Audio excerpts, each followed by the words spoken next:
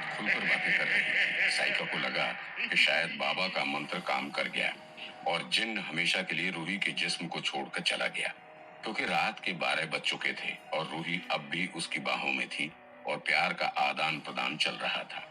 आज रूही के जिस्म में सोनू की आत्मा नहीं थी और उसका व्यवहार नॉर्मल था। उसने सोचा बेकार ही वो बाबा पर शक कर रहा था, जबकि रूही अब भी उससे यही कह रही थी कि बाबा ने जरूर उसके साथ कुछ न कुछ गलत हरकतें की हैं। किंतु साइका ने उसकी बातें सुनकर भी अनसुनी कर दिया, क्योंकि उसे ये अच्छी तरह से समझ में आ गया था कि रूही जो सोच रही है वो सत्य नहीं है। रूही सोच रही है कि बाबा ने शायद उसके साथ गलत किया, जबकि बाबा ने अगर कुछ गलत किया भी होगा तो रूही के साथ नहीं बल्कि सोनू के साथ, मतलब सोनू के जिन्न के साथ गलत किया होगा।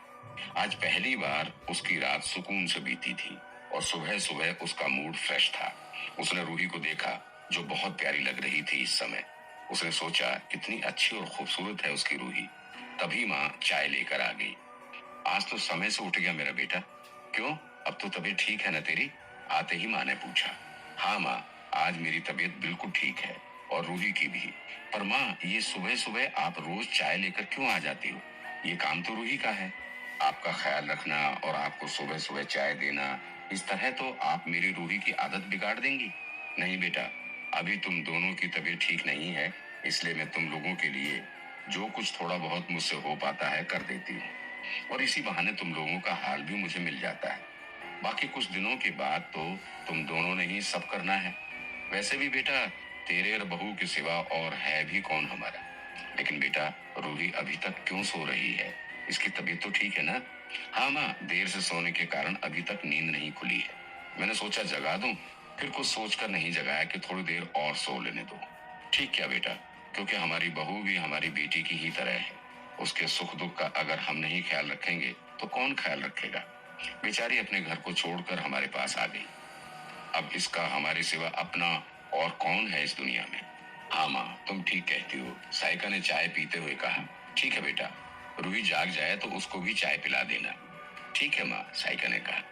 माँ के जाते ही अखबार वाला अखबार दे गया। साइका ने अखबार उठाया और देखा तो उसके होश उड़ गए।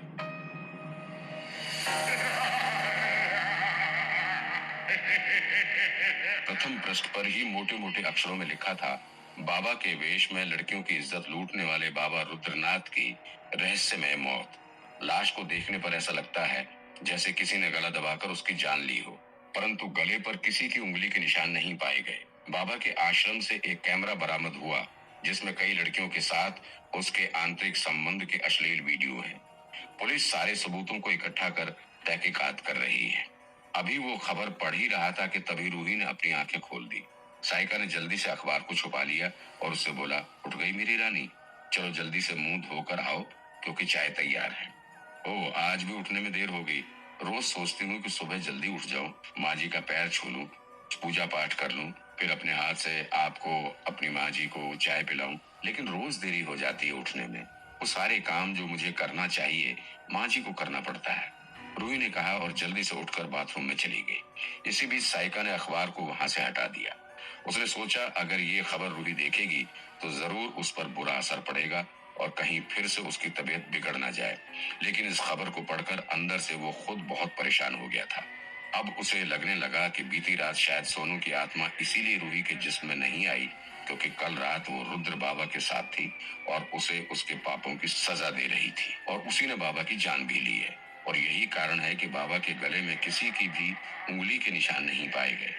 ये सोनू की आत्मा ही है जिसने बाबा को मारा, क्योंकि वो धोखा देकर औरतों की इज्जत लूटा करता था।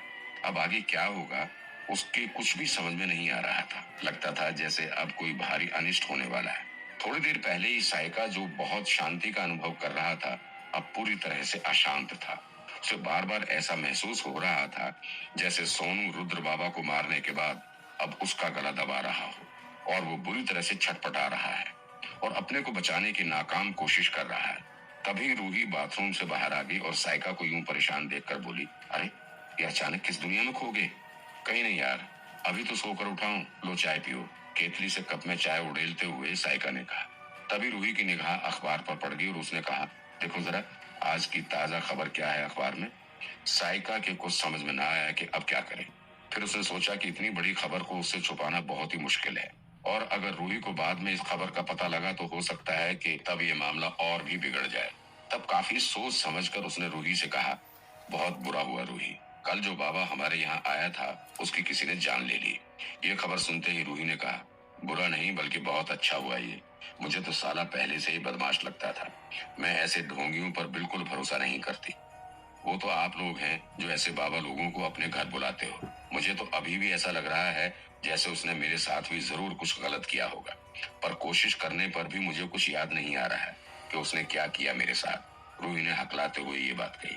फिर रूही जैसे ही चाय पीने को हुई कि तभी उसे खबर लगी कि उसकी माँ और बापू आए हुए हैं। रूही तुरंत नीचे अपने माँ बाप के पास आई और उनके पांव छूकर उनका हालचाल पूछा। रूही के माँ बापू ने उसे आशीर्वाद देते हुए कहा, बेटा, आज सुबह सुबह बड़ी बुरी खबर अखबार में पढ़ी। यहाँ का बहुत ही प्रसिद्ध और पहुंचा हुआ बाबा रुद्र मारा गया। सुना है उसने कई लड़कियों के साथ जबरदस्ती की थी और उन्हें अपनी वासना का शिकार बनाया था। रूही ने कहा, हाँ बापू, और कल वो यहाँ भी आया था। अच्छा हुआ जो मारा गया। मुझे तो देखने से ही वो अच्छा आदमी नहीं लगता था। उसकी आंखों में काम वासना थी।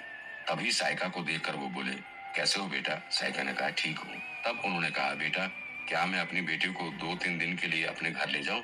हाँ हाँ, क्यों नहीं, आप जरूर ले जा सकते हैं। बेटी के बिना एक एक पल किस तरह गुजरता है ये बात मैं अच्छी तरह जानती हूँ। जवाब साइका की माँ ने दिया। रूही ने कहा, ठीक है माँ, मैं 2-4 दिन में ही आ जाऊंगी। तब तक आप लोग अपना ध्यान रखना। और रूही, तुम भी अपना ध्यान रखना, और किसी भी बात की परेशानी हो तो मुझे कॉल जरूर करना, साइका ने रूही से कहा। जी जरूर कॉल करूंगी आपको, रूही ने कहा और तैयार होकर अपने माँ बापू के साथ अपने मायके चली गई। रूही के जाने के बाद साइका ने सोचा कि क्यों ना मैं भी शहर चला जाऊं। शायद वहां सोनू की आत्मा मुझे परेशान ना करे। वैसे भी इस समय रूही साथ नहीं है। अगर सब कुछ ठीक ठाक रहा तो बाद में रूही को भी शहर में ही बुला लूंगा, क्योंकि यहाँ पर तो इस समय उसकी अपनी जान को भी बहुत खतरा है। जब सोनू ने रुद्र बाबा को सिर्फ इसलिए मार डाला कि उसने रूही के बदन को छुआ था, तो उसने तो उसकी जान लेकर धोखे से ही रूही को हासिल किया है। ऐसे में क्या सोनू की रूह उसे छोड़ेगी, उसे माफ करेगी?